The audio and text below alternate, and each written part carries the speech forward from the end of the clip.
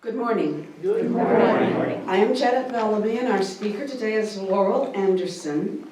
Our program is titled Land Back, Environmental Justice, and invokes Principle 7, respect for the interdependent web of all existence of which we are a part, and Source 7, spiritual teachings of earth-centered traditions, which celebrate the sacred circle of life and instruct us to live in harmony with the rhythms of nature. Each Sunday is the work of many hands. Today we thank Jan Walters and Kathy Wright as our greeters, and Dana Sanford as our master of sound, Steve Poyane as our videographer, and Jay Kane, who created the script for this morning's service, and the entirety of the Social Justice Committee for sponsoring this quarter's Social Justice Sunday. Each member of our congregation plays a vital role in our spiritual life. These are the announcements for today. Happy Earth Day to all. Today, the Social Justice team will be meeting at 12:30 in the social hall following a short coffee hour. All are welcome and encouraged. May 7th is World Labyrinth Day. We will be meeting at noon that day in preparation to join in the tradition of walking our labyrinths at 1 p.m. Every year on the first Saturday in May, thousands of people around the globe participate in World Labyrinth Day as a moving meditation for world peace and celebration of the labyrinth experience. Many walk as one at 1 local time to create a rolling wave of peaceful energy passing from one time zone to the next. Our GoFundMe campaign is still alive. Please take a moment to like and share the notice on Facebook if you can. If you are not on Facebook, please get with Jay Kane and she will send you the link via email. The board is putting together 2 teams to work on revitalizing the sanctuary this summer. If you are interested in more details, please talk to Jay Kane or Michelle Poyani for more information. Does anyone have announcements that they would like to share with us? CD, yes, Steve? Okay, this coming Saturday, we're going to have like a spring cleaning for the grounds. So we'll be raking, weeding, pruning, sweeping, and just general cleanup. If you can make it, that'd be wonderful. From 7, I'm going to start at 7 o'clock and I'll be here till 11. So anytime during that time, if you can make it and help out, that'd be appreciated.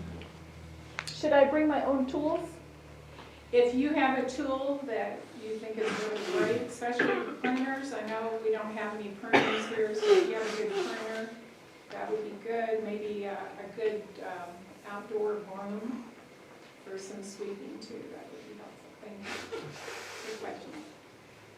I would just like to add to the announcement about the GoFundMe. That is for the little free libraries. And it's a great video, so everybody needs to see that. Okay, thank you. If this is your first time joining us, or if you have returned from being away for a while, I invite you to stand and introduce yourself if you feel comfortable doing so. If not, you may just wave from your pew and we will wave back. It's nice to see you on that side. If you have any questions about our congregation or what it means to be a Unitarian Universalist, please take a look at our information table at the back of the sanctuary and join us for coffee and conversation after the service in the social hall. Please stand as you are able as we light our chalice. Earth, our body, water, our blood, air, our breath, and fire, our spirit. We are born of the elements.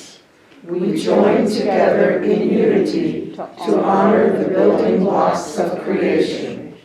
May the flame of our chalice guide our thoughts toward justice and balance. Blessed be. And now, for the affirming of our aspirations. Life Life is a gift. We gather together in community to celebrate the glories and mysteries of this great gift. In the light of truth and in the warmth of love, we gather to seek, to sustain, and to share. Love is the doctrine of this congregation. The quest for truth is our sacrament, and service is our prayer. To dwell together in peace, to seek knowledge and freedom, to serve others in community, to the end that all souls grow into harmony with creation. Thus do we covenant with one another. Shalom. Shalom. Please be seated. As we join together in this sacred place, may we light our candle in recognition that we reside in occupied lands. We acknowledge the painful history of genocide and forced assimilation. We honor and respect the many diverse indigenous peoples still connected to this land on which we gather. I invite you now to take a moment for centering. If you are comfortable doing so, you are welcome to close your eyes. So let us begin by taking a few moments to simply settle in. Settle into this moment. Breathe into this space. Breathe. Allow yourself the opportunity to be here as we open ourselves to the auspiciousness of our planet through this poem titled, "This is Our Home, but Not Just Ours," by Laura Bogle. We gather here to remember this is our home, but not just ours. The land we live on, the water we drink, this air we breathe. These old mountains that hold us steady to our ground. These forests that give us the healing green. These flowers that give us their beauty and fragrance. These fields that give us our daily bread. These stars that show us our place. The wilderness and the tame backyards, all of it our home. We remember the ancestors who have lived on this land and who have shaped it. The Zia, Isleta, Jemez, and all the Pueblo people. The settlers, the mountaineers, the farmers, the hunters, the immigrants, the artists, the families, the explorers, the engineers, the builders, the scientists, the teachers, the workers, the leaders. We inherit their choices. We honor the animals and creatures that have made their home in this land, the ones here now and the ones that used to be here. We envision the future generations who will live on this land and let their voices fill our hearts. We gather here to remember this is our home, not just ours. When you are ready, open your eyes, returning to this place and time. Blessed be. Blessed be. Please stand as you are able and join us in our hymn number 21, For the Beauty of the Earth.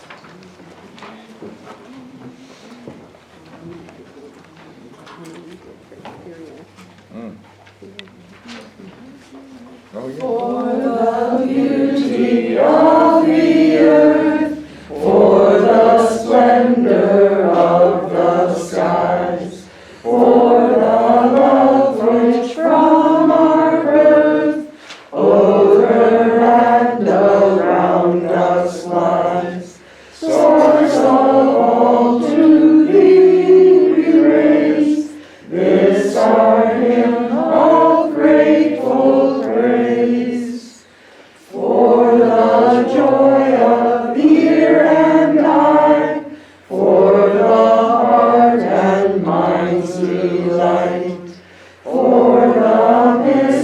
great harmony, linking sense to sound and sight. Source of all to thee we raise, this our hymn of grateful praise.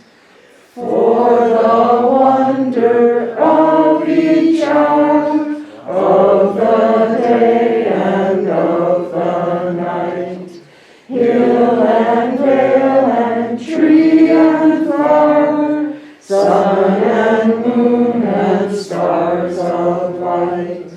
Source of all to thee we raise, this our hymn of grateful praise. For the joy of human care, sister, brother, parent, child, for the kinship we all share, for all gentle thoughts and mild. Source of all to thee we raise, this our hymn of grateful praise.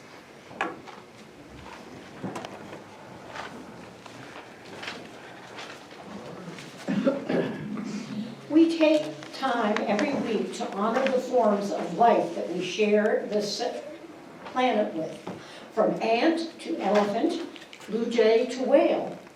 Our animal ministry moment for today will be a story about our Earth. My friend, Earth.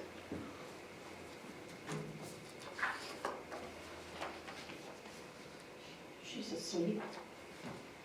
My friend Earth wakes from a winter nap.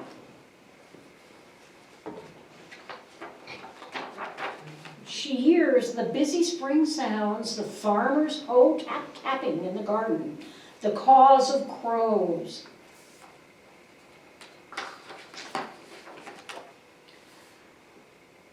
She sees the little, the silent seed, the spider spinning silver, the robin and the wrens. And the large, the long-winged albatross crossing the sea, and the mole tunneling under in the dark. She guides a chimpanzee to her night nest.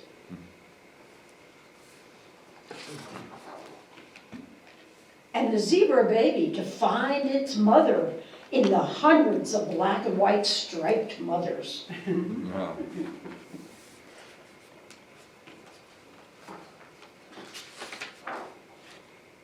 She tends the prairie where the sun-dappled wild horses run through the grasses and swish against their legs.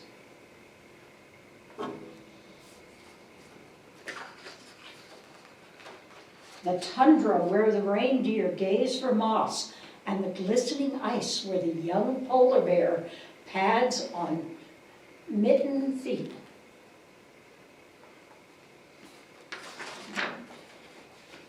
She guards all the creatures in the oceans, the black manta rays, sleek like shadows, the shining parrotfish, tiny krill who swim with millions of other krill to look big, and whales who are big.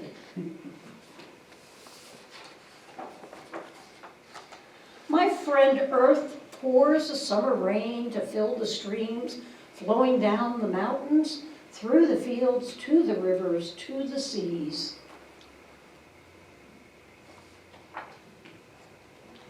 Sometimes she pours too much rain, flooding towns and meadows and roads until she dries the land.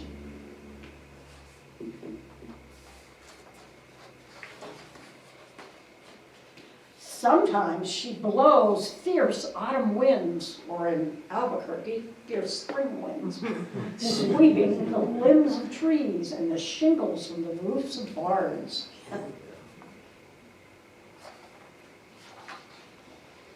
Until she stills the wind, so red and orange and yellow leaves float to the ground.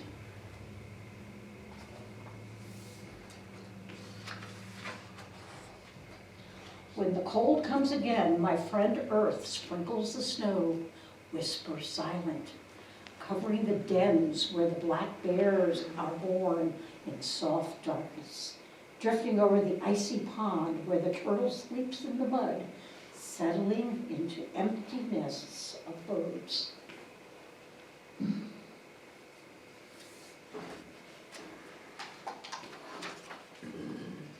Under the white and silent seed is cradled in the dark soil, watching.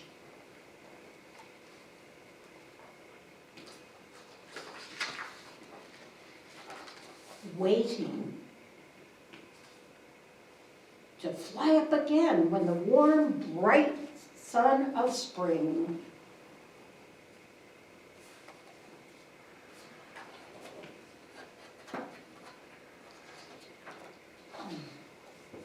the end.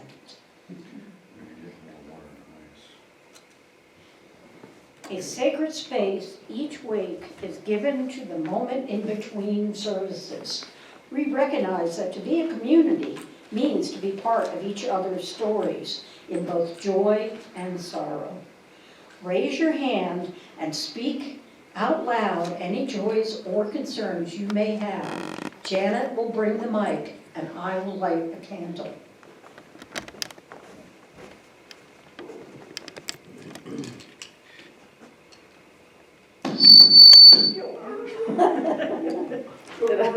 I punched this. Step forward. Step forward to, yes, now try it. I have no idea. You can just grab the You mic. want to try the other mic?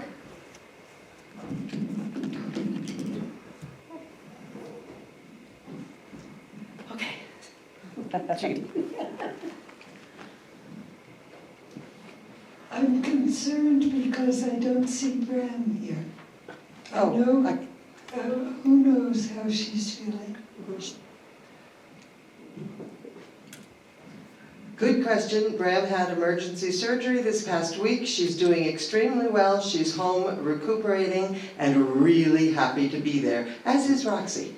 Oh, that's true.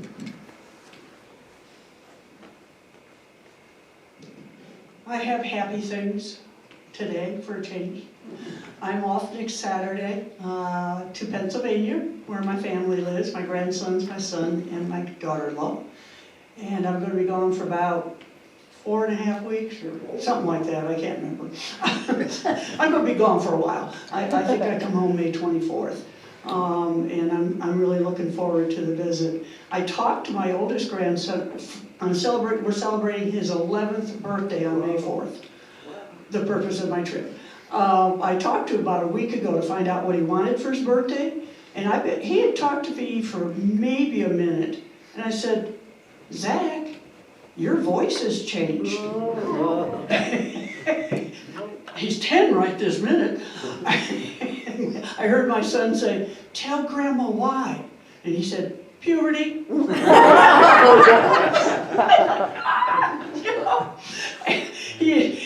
On his 10th birthday, he was 5'3" and 123 pounds. For his 11th birthday, he is now 5'5" and 143 pounds. Wow. One huge child. Teen.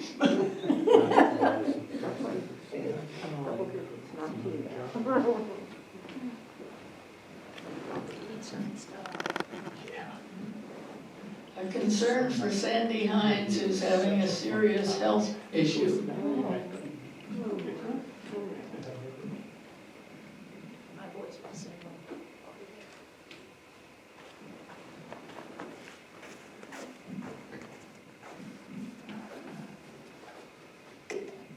For the warriors in Ukraine. Yeah. I have a joy and a concern. My first grandchild, my oldest grandchild, just turned 18. She's graduating. We had our birthday party last night. We'll have graduation parties and all kinds of things. And then she's flying off to Boston to go to mass arts. Oh, yes. And so that's where she'll be doing college and majoring in arts. And my concern is the burning of our beautiful bosques and our beautiful forests in the mountains. And right now, there's a fire near a place that I consider paradise. And that's Las Conchas up by the Valle Grande. And it's that area has burned before in the past, and I'm just hoping that it's time to pray for rain, or, you know, do your rain dances or whatever spiritual practice you have that can help us through this. Just the one last candle and the red candle. We're going to light one last candle for all the thoughts that remain in our minds. Oh. Okay. We now light our red candle in recognition of the victims of racial violence, from 14-year-old Emmett Till to Breonna Taylor. We can say their names and hold witness to the injustice of lives cut short due to racism. Shalom. Shalom.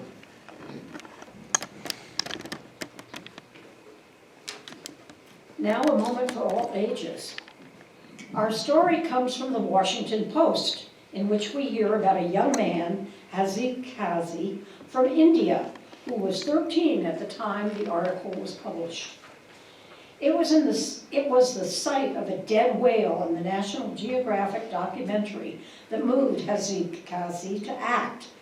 Washed ashore, the whale had 37 pounds of plastic inside its bloated stomach.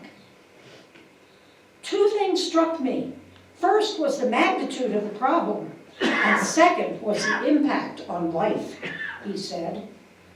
So, when the time came for a school project, when students had come up with solutions to a problem they felt strongly about, Haziq chose to work on ocean trash. There are about 5 trillion pieces of plastic floating in the ocean, he said. This would be enough to stack 2-liter plastic bottles from here to the moon and back twice. Haziq, then 9 years old, attempted to create a device that would help clean the oceans. First, in 3 years, the first concept of the device, called ERVIS, E-R-V-I-S, is a ship with saucers and chambers. While the saucers would float on the surface of the ocean, creating a whirlpool to suck the waste inside, the chamber compartments would store the waste. The ship would then separate the waste into a large, medium, small, and plastic particle categories. The waste would be forwarded to recycling on land. It would be powered by renewable energy and have a mechanism to filter out the marine life that would get pulled inside. He has worked on a product with a product designer to make a 3D printed model, and he intends, quote, to work on a real-life model in the next stage, unquote, said Haziq, who is collaborating with scientists and engineers. This is literally a moonshot project with huge funding requirements. While the ship is a long-term goal, he has not stopped his fight against plastic. 6 months ago, he set up ERVIS Foundation to bring a, quote, generational change, unquote, by educating kids about the effect of plastic usage. The foundation was created an app to track daily consumption of plastic, provide tips on how to cut down on plastic use, and sell zero waste products. You are never too young to make a difference, said the eighth grader from Pune in western India. Haziq was invited to New York in 2017 for a TED Ed talk about his project. In his free time, he likes having fun with Nintendo video games and playing the piano. Quote, "When I grow up, I see myself as problem solvers," said Azik, who admires technology entrepreneur Elon Musk. He challenged the status quo and made what people perceive as impossible possible. And that's what I want to do. Shalom. The continuance of our existence with this space is dependent on the gifts of time, treasure, and talent from our community. Will the ushers please come up with the baskets? Yes, can you pass the baskets? Thank you.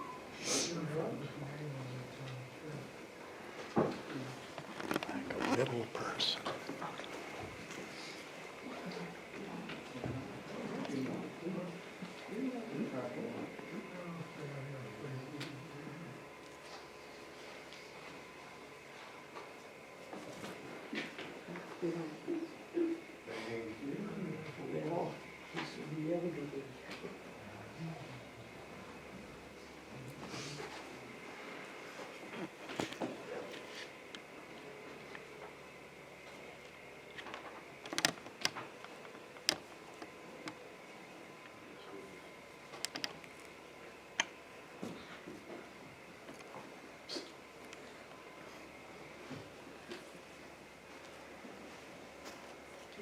Please join me in singing our refrain. From you I receive, to you I give, together we share, and from this we live. Thank you, and blessed be.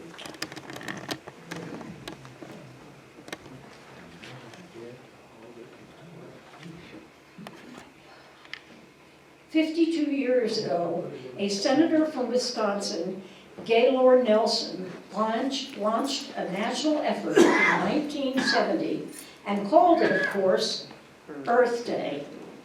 That year, communities around the country hosted teach-ins, rallies, and marches about the impact on the environment that humans cause. Nelson is quoted to say, "Our goal is an environment of decency, quality, and mutual respect for all human beings and all other living creatures. Our goal is a decent environment in its broadest and deepest sense." The public first heard about Earth Day from a full-page ad that ran in the New York Times on January 18, 1970. The ad proclaimed Earth Day as a, quote, "a day to re-examine the ethic of individual progress at mankind's expense," unquote, and a, quote, "day to challenge the corporate and governmental leaders who promise change but who shortchange the necessary programs," unquote. Environmental justice refers to the equity of protection against environmental burdens and health concerns across people of all races, national origins, and incomes. It is achieved when everyone has equal protection from environmental and health hazards and equal access to the decision-making progress for a healthy environment. Race and social class play a large role in determining where environmental injustices most frequently occur. Low-income, indigenous, and communities of color are often disproportionately on the front lines of climate change impacts and environmental disasters due to historical community segregation in which it persists today, Though the first Earth Day in 1970 resulted in landmark environmental protections that are still seen today, there are criticisms of the modern environmental movement in the United States not being inclusive of all communities, and in some cases excluding communities most impacted by environmental injustices.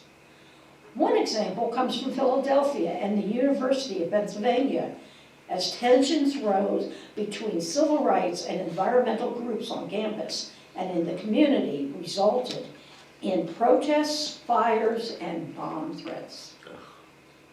The environmental justice movement arose when individuals, and mainly people of color, spoke up against pollution, environmental destruction, disproportionately impacting their communities.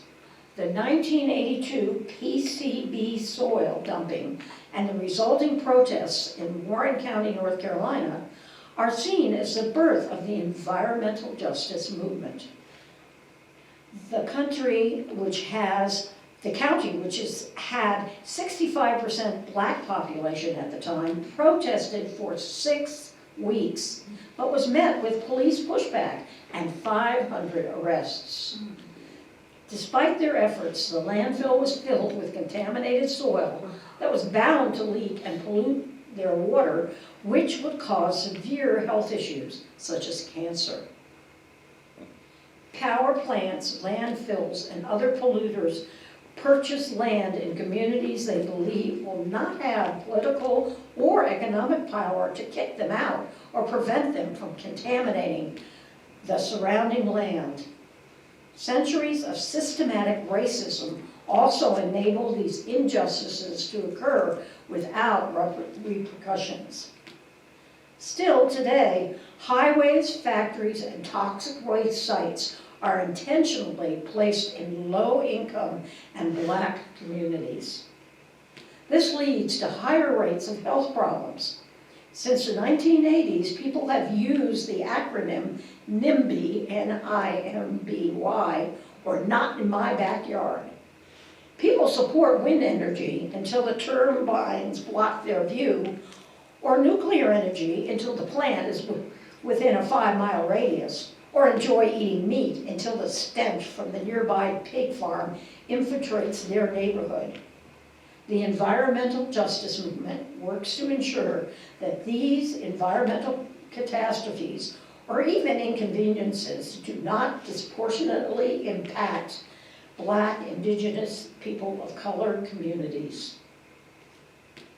Water injustice, including but not limited to water pollution, privatization, and unaffordable prices, all lead to the increased water insecurity. Millions of people, particularly Black and Native Americans, in the U.S. go without water because they can't afford it or can only access contaminated water. The ongoing water crisis of Flint, Michigan is but one example of water injustice in which a contaminated water source and poor government response resulted in major health issues.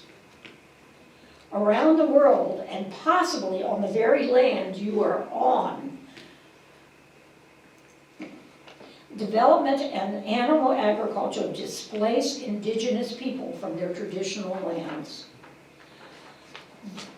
Though indigenous people represent just 5% of the world's population, the land they live on supports 80% of the world's biodiversity. When we strip their lands and cultures, we destroy the centuries-old traditional ecological knowledge that is necessary to protect this environment. The climate crisis is therefore a human rights issue, and many of the policies and systems currently in place penetrate both environmental and racial injustices. In order to tackle climate change, local and federal governments must establish bills or policies that value the opinion of people the policy directly impacts so that it benefits them in the best possible ways. These policies must equally guarantee racial justice in a just transition to a carbon-neutral future.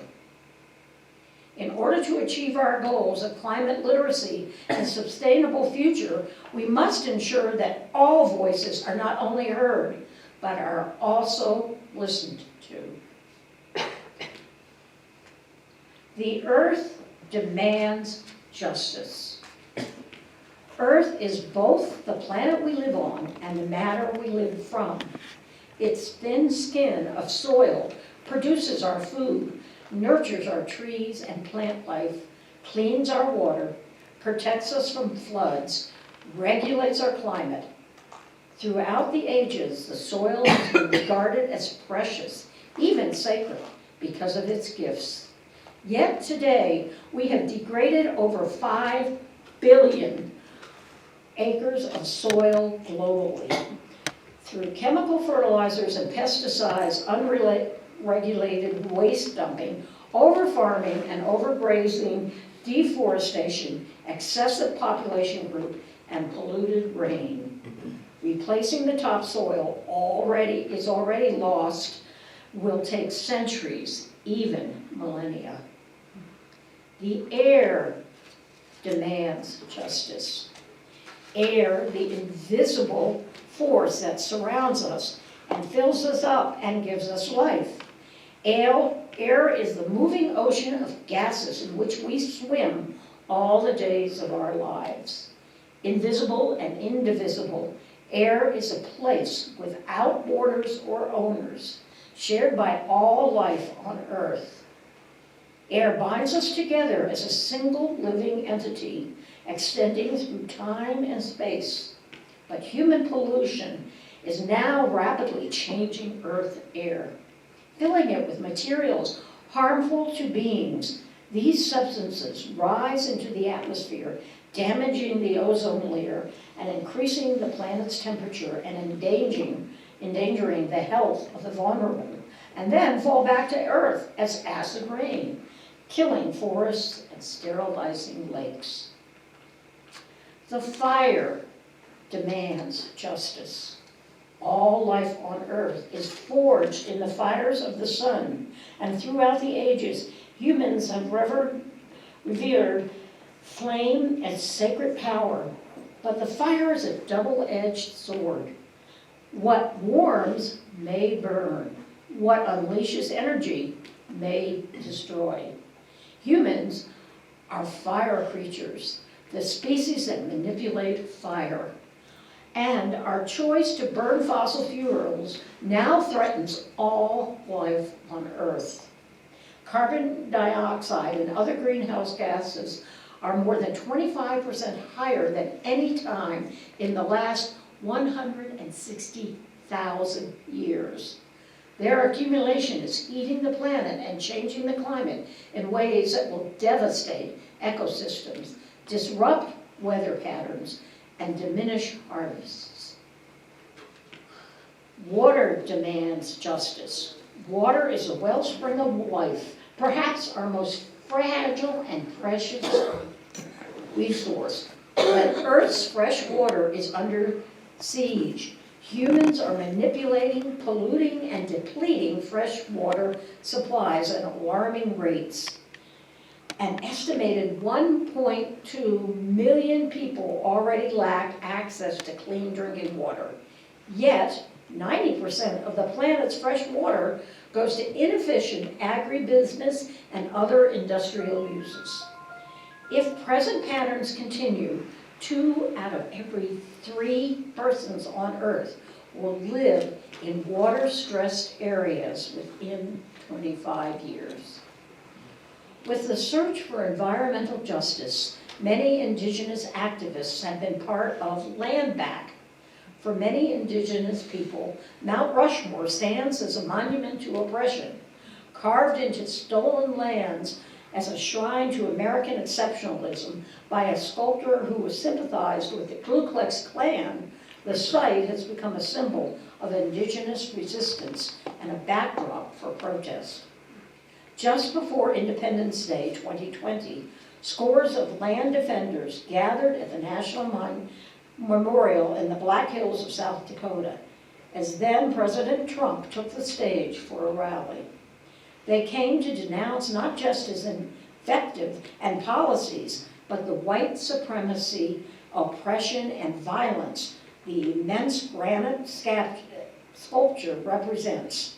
One demand underscored the protest The indigenous people want their land back. The demonstration, which saw the arrest of 20 people, catalyzed a campaign to reclaim the Black Hills and close Mount Rushmore. But the idea of land back, returning the land back to the stewardship of the indigenous people, has existed in different forms since the colonial government seized it in the first place. Quote, anytime indigenous people or nation has pushed back against an oppressive state, they are exercising some form of land back, unquote, says Nikita Longman, a community organizer from Georgia's Gordon First Nation in Saskatchewan, Canada. The movement goes beyond the transfer of deeds to include respecting indigenous rights, preserving languages and traditions, and ensuring food, sovereignty, housing, and clean air and water. Above all, it is a rallying cry for the dismantling white supremacy and the harms of capitalism. Although these goals are Herculean, the land back movement has seen recent successes, including the removal of dams along the Klamath River in Oregon, following a long campaign by the Yurok tribe and other activists, and the return of 1,200 acres in Big Sur, California, to the formerly landless Esalen tribe. Such victories can help mitigate the impacts of climate change. In 2019, the Intergovernmental Panel on Climate Change recognized that indigenous rights and climate actions are inherently intertwined. From fire management to forest stewardship, indigenous people have over generations amassed crucial knowledge about living and caring for the ecosystem in a sustainable manner. It is no wonder that in many consider land back a keystone of environmental issues, justice, and issues. Our history teaches us that there have been generations before driven by their own version of land back. The online rising of #landback has been so widely popular because it is a term that is accessible to everyone, and it signals something much larger than the language often used in academia, like decolonization and indigenization. Land back cannot be co-opted by the government and turned into a performance, either perhaps in the way we have seen with reconciliation. Land back is a statement. It is a demand. There is no room for discussion or theory, and it will not wait on recommendations or policy changes. Land back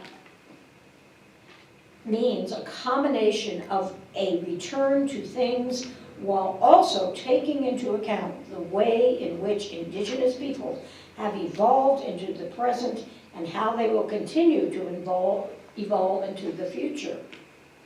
Land back means access to sustainable food from the land. It means affordable housing in urban settings. It means return to native languages and incorporating harm reduction strategies into ceremony. It means a return to matriarchy in a way that the current generations have never known. Land back is this beautiful fusion of core foundations of the ancestors with room for growth and expansion in envisioning indigenous futurism. Non-indigenous climate organizers should be looking to the land back movement as a source of inspiration and guidance.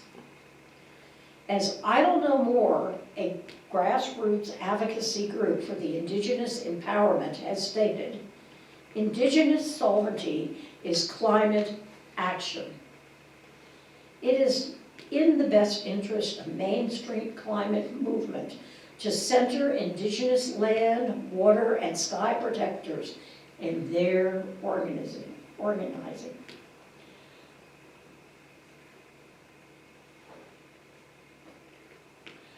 To avoid doing so is to carry on legacy of colonization and white supremacy. So, I ask you to seek justice for this planet we are borrowing from our ancestors past and present, to seek justice in legislation and accountability in business practices, to demand sustainability in consumerism, and to educate yourself about environmental issues, not through a historical lens, but as a reality of the now. Shalom. I'll now open the, well, yeah, we do have time. I'll now open the floor for comments. Janet will take the mic around. Oh, that's right, we want to take it. We'll see if that one will work. Well, take that one around. They need to not be close together. Okay, that one works. I'll put this back in here and you can have that one. Wait, changes. Thank you. I wondered toward the beginning of the sermon when ways not to pollute the earth and the water, etc. anymore were mentioned. Nuclear energy was mentioned along with solar and wind. But doesn't nuclear energy always leave the waste in the land that hurts people? Here. Sorry, you got over. We decided since I wrote the manuscript, I would answer questions. It does, but people discuss, oh, we could use nuclear options and things like that, but they only want to be able to do that whenever it's on someone else's land. That's not going to affect them. That was more of the point, not that it was clean energy or necessarily good energy. It's just, it's an option that people do want to discuss unless it's too close to them. And then it's like, ooh, that's so dangerous for us.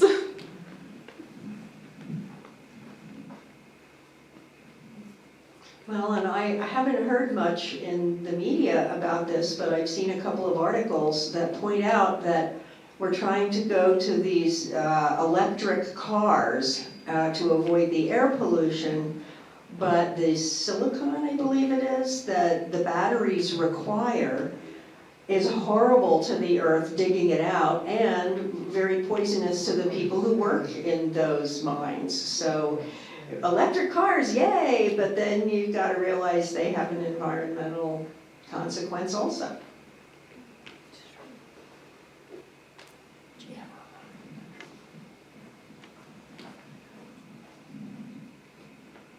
It's a coincidence, but I happened to have PBS on this morning, and they did a wonderful program on climate change, and they did Oregon with the Calumet, is that the name of the river? Calumet. Yeah, river. And one of the things it showed was that the the indigenous people there have been working to try and get the river back to its normal self.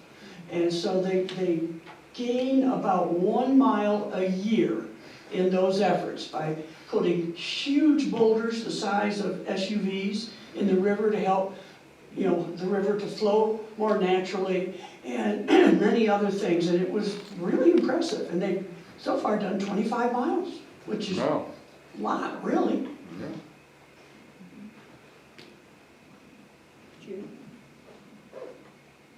I didn't see that PBS program, but last week PBS's Frontline had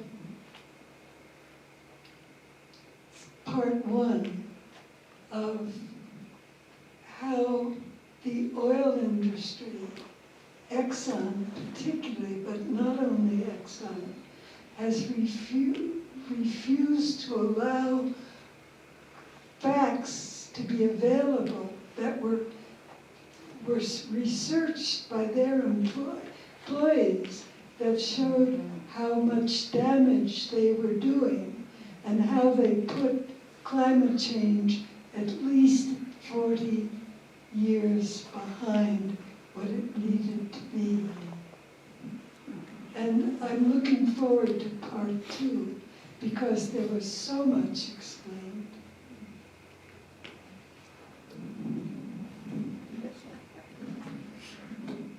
I'm pretty sure I heard this, or maybe I dreamt it. Pretty sure on the news this week, I heard on a segment that said because of the Ukrainian war and the countries that are cutting off Russian oil, that our country is thinking about expanding the permits to dig for whatever you call it, oil in our forests. I was horrified when I heard that. You know, there goes any progress we'd had. Not much, but there it goes. I'd like to thank Jay Kane for putting this program together, Jay. Jay, thank you so much. And it's difficult to listen to all the wonderful things that were part of this program without feeling a sense of needing to weep for our children and for our grandchildren, and hope. Trying to keep hope alive is difficult, but hopefully there'll be ways that we're unaware of yet. Now please open your hymnal to page 38, Morning Has Broken, and Janet will lead us.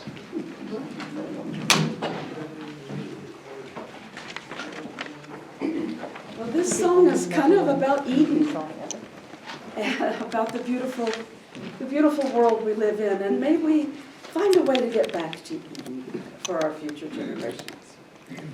Morning has broken like the first morning. Blackbird has spoken like the first bird. Praise for the singing, praise for the morning, praise for them springing fresh from the word. Sweet the rains do fall, sunlit from heaven, like the first dew fall on the first grass. Praise for the sweetness of the wet garden, sprung in completeness where God's feet pass. Mine is the sunlight, mine is the morning, born of the one light, Eden's all play. Praise with elation, praise every morning, God's recreation of the new day. Please join us in extinguishing our chalice. Creator of the universe, you entrusted this world to us as a gift. Guide us to care for it and all people, that we may live in beloved community with ourselves, with one another, and with creation. We are all connected to our brothers and sisters around the world and to future generations who will live with the consequences of choices made today. Blessed be. Please face each other across the pew, and we will send each other off with Go Now in Peace. Go now in peace, go now in peace. May the spirit of love surround you everywhere, everywhere you may